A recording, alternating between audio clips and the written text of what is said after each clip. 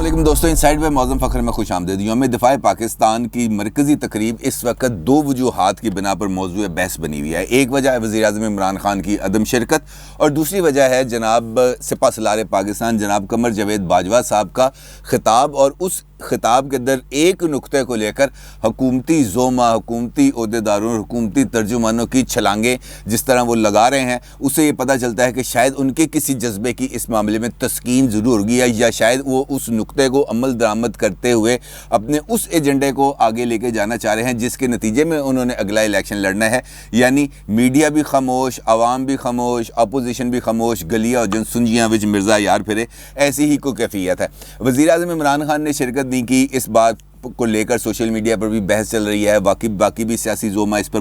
گفتگو کر رہے ہیں کہ وزیر اعظم عمران خان نے شرکت کیوں نہیں کی۔ تو بھائی یہ کوئی پہلے سال کی تقریب ہے جس کے اندر وزیر اعظم عمران خان نے شرکت نہیں کی۔ وزیر اعظم عمران خان نے تو اس سے پچھلے سال میں بھی شرکت نہیں کی، اس سے پچھلے سال میں بھی شرکت نہیں کی۔ وزیر اعظم عمران خان نے صرف پہلی مرتبہ اس تقریب میں شرکت کی تھی جو ان کے اقتدار سنبھالتے ہی یوم دفاع آیا تھا۔ اس دفاع میں انہوں نے اپنی اہلیہ محترمہ کے ساتھ اس تقریب میں نہ صرف شرکت کی تھی بلکہ سارا عرصہ وہاں پہ بیٹھے رہے، تسبیح بھی پڑھتے رہے، اور یادگار شہداء پر انہوں نے پھول بھی چڑھائے۔ اس کے بعد سے لے کر اب تک آپ دیکھ لیں کہ مرکزی تقریب ہے وہاں پر وہ نہیں آئیں گے، یوم دفاع پاکستان کی تقریب میں وہ نہیں آئیں گے، 14 اگست کی یعنی یوم آزادی کی جو مرکزی تقریب ہوئی لاسٹ ایئر، ابھی ریسنٹلی جو گزری ہے، اس کے اندر جو ایوان صدر میں پرچم کشائی کی مرکزی تقریب ہوئی وہ اس میں نہیں گئے۔ یوم پاکستان میں ان کو کرونا ہوا تھا، وہ وہاں پہ نہیں گئے۔ اس کے علاوہ جو بھی ایسے دن موجود ہوتے ہیں یا ایسے دن ہوتے ہیں جو قومی اہمیت کے حامل ہوں یا قومی تعطیلات ہوں، تو وہ یہ ٹائم گزارتے ہیں نتھیا گلی میں۔ اگرچہ کل اس حوالے سے بھی ایک تھوڑا سا ٹوسٹ آیا کہ وزیر اعظم عمران خان نے 5 ستمبر کی رات تو گزاری نتھیا گلی میں، اور 6 ستمبر کو وہاں پہ انہوں نے ایک ہوٹل کا افتتاح کیا، اور اس کا افتتاح کرنے کے بعد وہ واپس اسلام آباد آ گیا، اور واپس اسلام آباد آ کر انہوں نے مشترکہ مفادات کونسل کے اجلاس کی صدارت بھی کی۔ لیکن اس کے باوجود کہ وہ اسلام آباد میں موجود تھے اور دعوت نامہ بھی ان کو اس کے حوالے سے یقینی طور پر پہنچا ہوگا، اگر صدر صاحب کو ملا ہے، اگر اپوزیشن لیڈر کو ملا ہے تو وزیر اعظم عمران خان کو کیوں نہیں ملے گا، لیکن وہ اس کے باوجود نہیں گئے۔ یقینی طور پر کچھ اور اہم مصروفیات ہوں گی وزیر اعظم کی جو شاید لوگوں کے علم میں لانا انہوں نے مناسب نہیں سمجھا، لیکن اس کو لے کر بحث کا آغاز تو اس صورت میں کیا جا رہا ہے نا جب ہمیں اس بات کا یقین ہو کہ جناب یہ بندے نے ہر جگہ پر پہنچ جانا ہے۔ جب کسی نے پہنچنا ہی نہیں کسی جگہ پر تو لہٰذا اس پر اعتراض کرنا بنتا نہیں ہے۔ آپ اس سے اندازہ لگائیں کہ 3 سال گزر چکے ہیں وزیر اعظم عمران خان کو اقتدار میں آئے ہوئے، اور ان 3 برسوں میں وہ ایک مرتبہ بھی ایوان صدر نہیں گئے، جو ان کی ایک آئینی ذمہ داری ہے کہ وہ بطور وزیر اعظم حکومتی اقدامات سے صدر مملکت کو آگاہ رکھیں گے۔ رسمی ایک آئینی ذمہ داری ہے، لیکن اس کے باوجود چونکہ ان کو پتہ ہے کہ جو انہوں نے صدر بنوائے ہوئے ہیں جناب عارف علوی صاحب کو، وہ ان کی پارٹی کے رکن ہیں، وہ آج بھی ان کو اپنے پارٹی ورکر کے طور پر ٹریٹ کرتے ہیں، ہیڈ آف دی اسٹیٹ کے طور پر وہ ان کو کسی بھی قسم میں کسی بھی کھاتے میں نہیں لکھتے، کنسیڈر ہی نہیں کرتے۔ لہٰذا وہ اگر 6 ستمبر کی تقریب میں نہیں گئے تو اس سے کوئی میرا نہیں خیال کوئی آسمان ٹوٹ پڑا ہے یا اس سے کوئی اور معاملہ ہوگا۔ لیکن جو دوسرا پہلو ہے اس تقریب کا وہ ہے army chief general Qamar Javed Bajwa صاحب کا خطاب، اور اس خطاب کے اندر میرے حساب میں 2 نقطے بہت امپورٹنٹ ہیں۔ ایک نقطہ تو یہ ہے کہ ان کا یہ کہنا ہے کہ تمام اداروں کو آئینی حدود میں رہنا چاہیے اور سب کو آئینی حدود میں رہنا چاہیے۔ بات تو بالکل ٹھیک ہے، اور اب آئینی حدود سے کون باہر نکلتا ہے یا کون باہر نکلے گا اس کا فیصلہ تو آپ زیادہ بہتر طریقے سے کر سکتے ہیں۔ میں تو اس کے بارے میں کیا کہوں گا، کیونکہ سب کچھ ہمارے سامنے موجود ہے، جو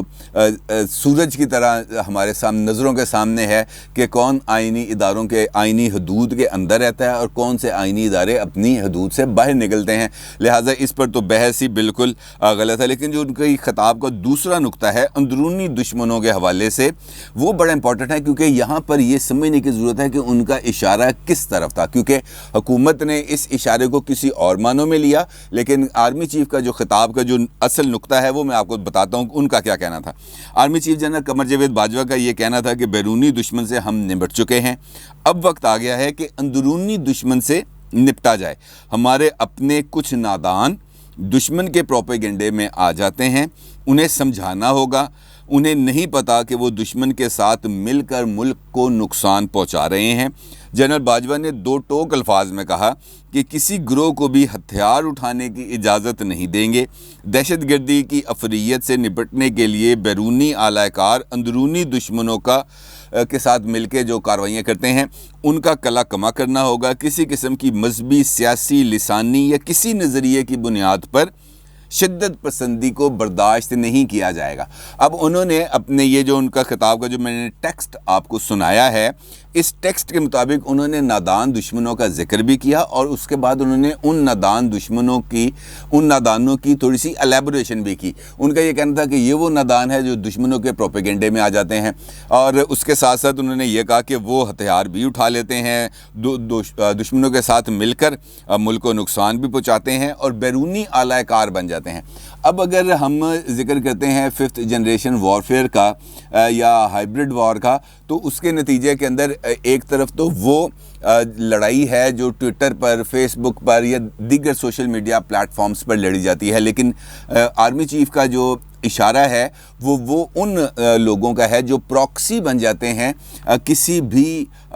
دشمن ریاست کے یا دشمن عناصر کے اعلی کار بن کے ملک کے اندر کارروائی کرتے ہیں۔ مثال کے طور پر آپ کو معلوم ہے کہ کچھ عرصہ پہلے داسو کے مقام پر چائنیز کی ایک بس پر حملہ کیا گیا، اور جس کے نتیجے میں چند لوگ جو ہیں وہ جان سے گئے، اور اس کے بعد پاکستان اور چین کے تعلقات کے اندر تھوڑا سا نہیں بلکہ اچھا خاصا تناؤ آیا، اور یہ تناؤ اس حد تک بڑھ گیا کہ خود وزیر خارجہ شاہ محمود قریشی صاحب کو نہ صرف چین جانا پڑا بلکہ ان کے بعد جنرل جو فیض حمید صاحب ہیں ان کو بھی چین جانا پڑا اور جا کے چینی قیادت کو اعتماد میں لینا پڑا، اور اس کے بعد یہ تعلقات کے اندر جو تھوڑی سی تناؤ تھی، یہ جو سرد موری تھی، اس کا خاتمہ ہو سکا، اور اس کے بعد چائنیز نے کہا کہ چلیں ہم دوبارہ آپ کے ساتھ مل کر کام کا آغاز کرتے ہیں، اور اسی دوران گوادر کے اندر ایک اور واقعہ ہو گیا۔ ان دونوں واقعات کو اگر ہم دیکھیں تو ہمیں اس بات کی کلیئرٹی مل جاتی ہے کہ وہ کون سے عناصر ہیں جو پاکستان کو اندرونی طور پر غیر مستحکم کرنا چاہتے ہیں۔ ایک تو یہ دہشت گردی کا عنصر ہے جو اس وقت دوبارہ سے تھوڑا سا ایکٹیویٹ ہو رہا ہے، اور اس کے ساتھ ساتھ ہمارا جو اندرونی سیاسی انتشار ہے وہ بھی اس کے اوپر سونے پر سہاگے کا کام کر رہا ہے، کیونکہ جو سیاسی انتشار ہے اس کو ختم کرنے کی بنیادی طور پر ذمہ داری حکومت وقت پر عائد ہوتی ہے کہ اس کو کھلے دل کا مظاہرہ کرنا پڑتا ہے، اسے اپنے دامن کو تھوڑا سا وسیع کرنا پڑتا ہے، اسے اپنے دل کو تھوڑا سا بڑا کرنا پڑتا ہے، اسے لوگوں سے ہاتھ ملانا پڑتا ہے، اسے لوگوں کو اپنے ساتھ ملانا پڑتا ہے، ان کی جو باتیں ہیں وہ تھوڑی سی برداشت کرنا پڑتی ہیں۔ لیکن یہاں پر ہماری حکومت چونکہ اپنی انا کی قیدی ہے، عمران خان صاحب اپنی انا کے قیدی ہیں، وہ اس قید سے باہر نکلنے پر آمادہ نہیں، وہ اپوزیشن کے ساتھ رابطے رکھنا تو دور کی بات ہے، ان کے ساتھ سوشلی سلام دعا کرنے کے بھی روادار نہیں ہے۔ تو ایسی صورت کے اندر سیاسی انتشار یقینی طور پر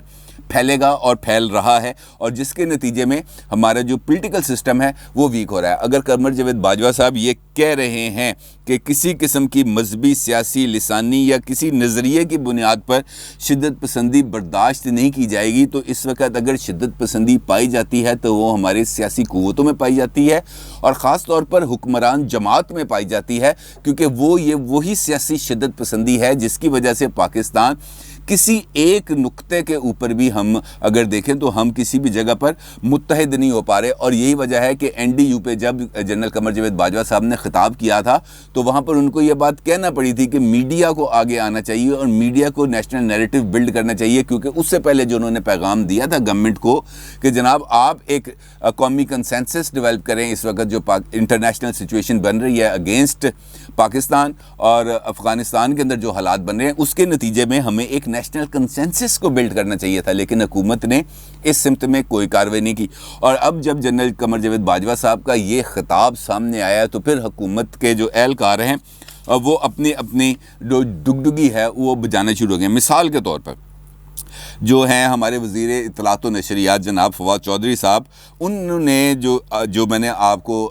قمر جاوید باجوہ صاحب کے خطاب کا ٹیکسٹ سنایا ہے، انہوں نے اس کو ٹویسٹ کیا ہے، اور ان کا یہ کہنا ہے، فواد چودھری صاحب انہوں نے ٹویٹ بھی کیا ہے، ان پہ یہ کہنا ہے کہ آرمی چیف نے فیک نیوز کو ملکی سلامتی کے لیے خطرہ قرار دیا ہے، باجوہ صاحب کا تجزیہ صائب اور حقیقت پر مبنی ہے، اسی لیے ہم PMDA لا رہے ہیں تاکہ ان خطرات سے نپٹا جا سکے۔ فواد چودھری کا یہ بھی کہنا تھا کہ آزادی صحافت کو سب سے بڑا خطرہ زرد صحافت سے۔ اب اگر ہم فواد چودھری صاحب کی بات کریں تو اس کی اگر تفصیل میں جانے سے پہلے میں آج جو وزیر اعظم عمران خان صاحب نے اسلام آباد میں ایک خطاب کیا اور وہ تقریب تھی وہاں پہ جو ضلعی عدالتیں ہیں ان کا جو کمپلیکس ہے اس کا سنگ بنیاد رکھنے کی تقریب تھی، اور وہیں پر اسلام آباد ہائی کورٹ کے چیف جسٹس مسٹر جسٹس جناب اطہر من اللہ صاحب بھی موجود تھے، اور ان کے موجودگی کے اندر عمران خان صاحب نے دو غلط باتیں کی، مطلب تاریخی طور پر حقائق کو تھوڑا سا مسخ کرنے کی کوشش کی۔ مثال کے طور پر ان کا یہ کہنا تھا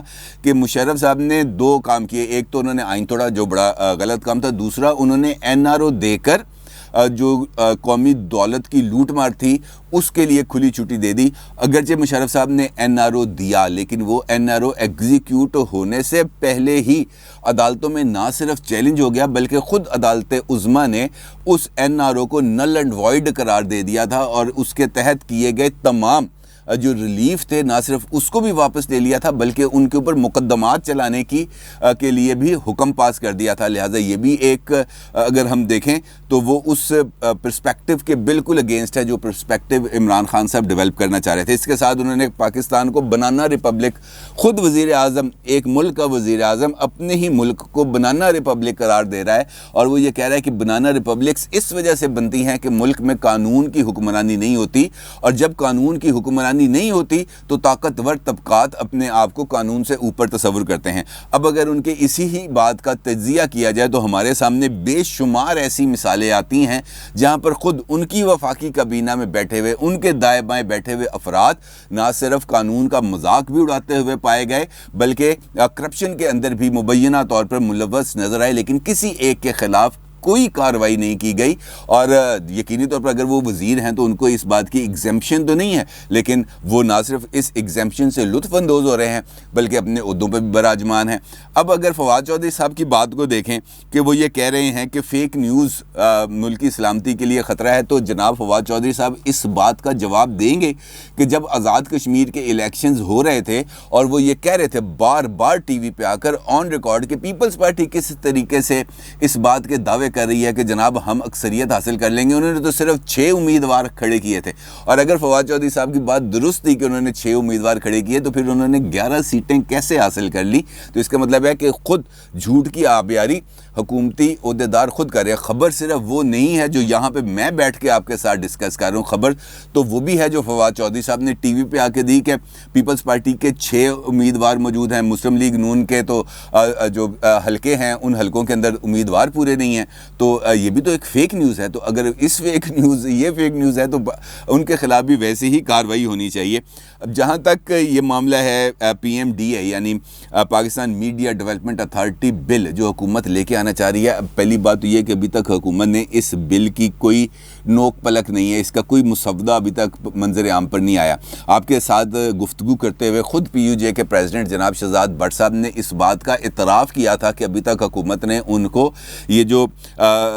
PMDA ہے اس کا کوئی بل ان کو پیش نہیں کیا، بلکہ ان کا صرف یہ کہنا تھا کہ ابھی ہم نے کچھ تجاویز تیار کی ہیں، وہ 8 یا 9 تجاویز ہیں جو آپ کے ساتھ شیئر کر دی جائیں گی، لیکن ابھی کسی میڈیا باڈی کے ساتھ وہ تجاویز کو شیئر نہیں کیا گیا۔ اب یہ جو PMDA لانے کا مقصد ہے وہ صرف اور صرف یہ ہے کہ لوگوں تک یعنی آپ تک سچ کو نہ پہنچایا جا سکے، صرف وہی خبر آپ تک پہنچے جو حکومت آپ تک پہنچانا چاہتی ہے، جو اسٹیبلشمنٹ آپ تک پہنچانا چاہتی ہے۔ جو سچ ہے اس کو فیک نیوز کے شکنجے میں لایا جائے گا، جو تجزیہ ہے اس کو جھوٹ پر مبنی قرار دیا جائے گا، اور اس کا فیصلہ ایک بیوروکریٹ کر سکتا ہے یا ایک جج کر سکتا ہے جس کو خود اس بات کا اندازہ نہیں ہو سکتا کہ خبر کیا ہے، خبر کی سینسٹی کیا ہے، اور خبر کے جو لوازمات ہیں وہ کس طرح پورے ہو سکتے ہیں۔ اور خبر میں نے اسی جب شہزاد صاحب کے ساتھ گفتگو ہو رہی تھی تو اسی میں نے آپ کو بتایا تھا کہ ایک خبر میں نے دی تھی کوئی تقریباً 96-97 میں کہ سری نگر مظفرآباد بس سروس شروع کرنے کے لیے پاکستان اور انڈیا کے درمیان امریکہ کے تعاون سے ایک بیک چینل ڈپلومیسی جاری ہے، لیکن وہ خبر اس وقت سب نے اس کو غلط قرار دیا، لیکن حالات نے خود ثابت کیا کہ نہ صرف یہ بات درست نکلی بلکہ مظفرآباد اور سری نگر بس سروس کا اجرا بھی ہوا۔ لہٰذا ضروری نہیں ہے کہ جو خبر آپ دیں ایک خاص ٹائم فریم میں وہ اس ٹائم فریم کے اندر ہی درست ثابت ہو۔ کچھ خبروں کو درست ثابت ہونے کے لیے ایک خاص ٹائم کا انتظار کرنا پڑتا ہے جہاں پر جا کے وہ خبر درست یا غلط ثابت ہوتی ہے۔ یہ بات یقینی طور پر غلط ہے کہ کسی بھی خواب کو، کسی بھی خواہش کو ہم خبر کا روپ دے دیں، خبر کا رنگ دے دیں، اور وہ یقینی طور پر خواہشات کو خبر نہیں بننا چاہیے، لیکن جو خبر ہے، جو اطلاع ہے، وہ غلط بھی ہو سکتی ہے، وہ درست بھی ہو سکتی ہے۔ ہمارے پاس اگر 100 انفارمیشن آتی ہے اور میں 100 انفارمیشن آپ کے ساتھ شیئر کرتا ہوں تو اس کے اندر سے 10 15 20 خبریں غلط بھی نکل سکتی ہیں، لیکن میجورٹی خبریں اگر درست ہیں تو اس کا مطلب یہ ہے کہ آپ تک جو اطلاعات پہنچ رہی ہیں وہ غلط ہے۔ لیکن حکومت صرف اور صرف یہ چاہتی ہے کہ اگلے الیکشن سے پہلے خاموشی طاری ہو جائے، سوشل میڈیا پر خاموشی طاری ہو جائے، پولیٹیکل میدان میں خاموشی طاری ہو جائے، تاکہ کسی کو کسی معاملے کا بھنک نہ پڑ سکے کہ آر ٹی ایس کیوں بیٹھا، الیکٹرانک ووٹنگ مشینز کے ذریعے گھپلا کس طرح کیا گیا، اور اوورسیز پاکستانیوں کے لیے جو ای ووٹنگ سسٹم متعارف کیا جا رہا ہے، یعنی کہ انٹرنیٹ ووٹنگ کی جو سہولت ان کو دی جا رہی ہے، اس کے اندر کس قسم کی بگنگ کی جا سکتی ہے اور کس طریقے سے اس کو مینیپولیٹ کیا جا سکتا ہے، یہ اطلاعات آپ تک نہ پہنچیں۔ لہٰذا وہ یہ چاہتے ہیں کہ اگلے 5 سالہ منصوبہ جو ان کے اقتدار کا ہے وہ صرف اور صرف اسی صورت میں کامیاب ہو سکتا ہے جب یہ رابطہ جو میرا اور آپ کا رابطہ ہے اس کو کمزور کر دیا جائے، اس پر پابندیاں لگا دی جائیں، اور یہ پابندیاں ہی ان کے نزدیک ان سارے مسائل کا حل ہے۔ صرف خاموشی، کان نہ ہوں تو بلے ہی بلے، لیکن کیا کیا جا سکتا ہے، صورتحال ایسی ہی ہے۔ اپنی رائے کا ضرور اظہار کیجیے گا۔ آپ کا بہت شکریہ۔ اللہ حافظ۔